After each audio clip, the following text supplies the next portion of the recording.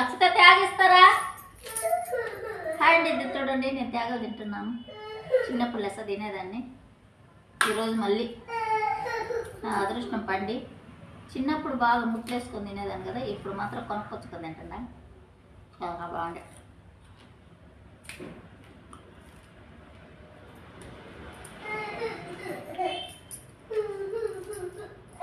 మీరు తినండి, త్యాగాలు మీకు పంపించమంటే పంపిస్తాను. నేను చికెన్ తిన్నాను, మళ్ళీ త్యాగాలు తింటున్నాను. కరెక్ట్ ఇంకా తినాలనిపిస్తుంది ఇష్టంగా. ఓకే అక్షత, ఇదిగో త్యాగాలు ఇస్తారా? బాగుంది, రావే చాలా బాగుంది త్యాగలు. రా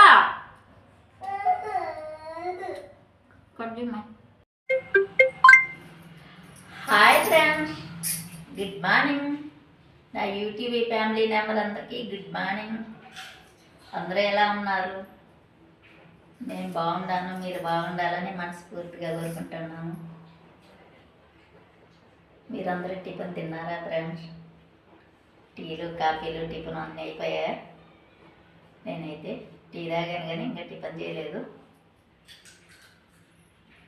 మీకు ఒకటి చూపించాలని చూస్తాను ఫ్రెండ్స్. నేను చూపిస్తానని చెప్పా కదా, ఇక త్యాగలు.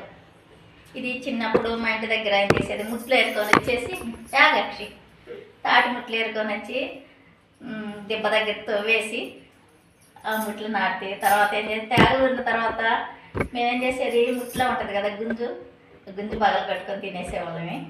తన్నుకుండేది నేను, మా చెల్లి, మా అన్న అందరూ. ఎందుకంటే దానికోసం, ఆ గుంజు కోసం. ఈ త్యాగలు అనేది తాటి చెట్టు ఎన్నిటికి ఉపయోగిస్తుంది ఫ్రెండ్స్.